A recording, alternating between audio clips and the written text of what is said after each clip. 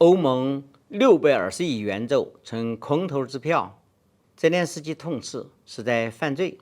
没想到美元无卖的老底却被俄罗斯给选翻了。由此可见，泽连斯基已经支持不下去了。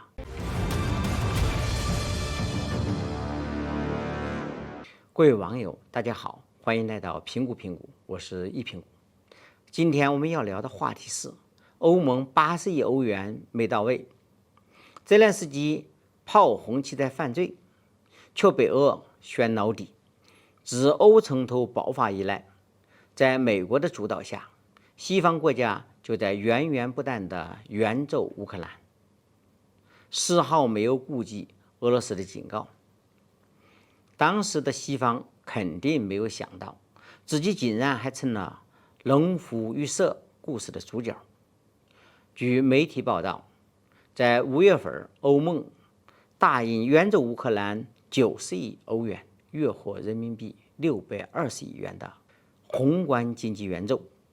由于欧盟自己的钱也不多，还有剩下的80亿欧元没到位，于是人家泽连斯基就不领情，直接公开痛批欧盟开空头支票，表示怀疑欧盟有意克扣了剩下的80亿欧元，并称欧盟这就是在犯罪。泽连斯基还说，我每天都以各种方式提醒欧盟的领导人，我们的80亿欧元不能断，因为乌克兰的养老金、流浪者、教师等其他很多的困难人群，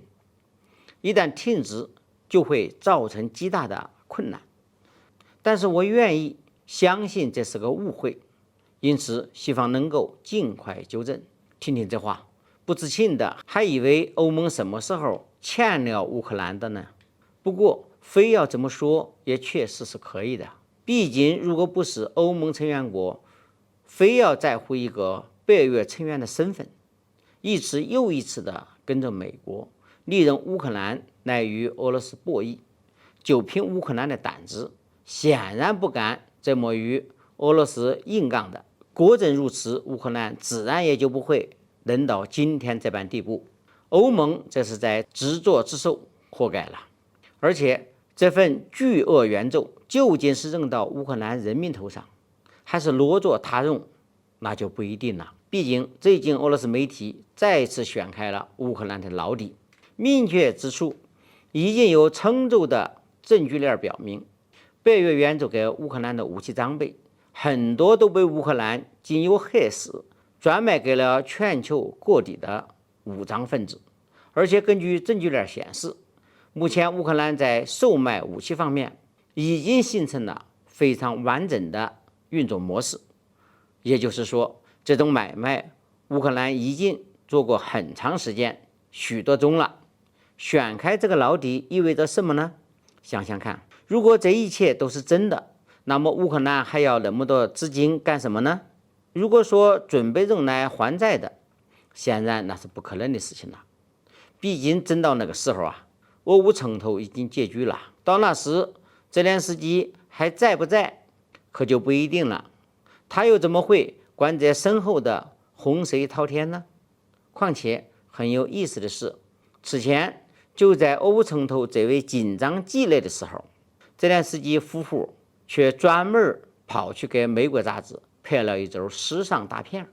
各种缘由，请诸位仔细品评，是也不是。欧洲已经有多个国家开始对俄罗斯服软，当初最为头疼的保加利亚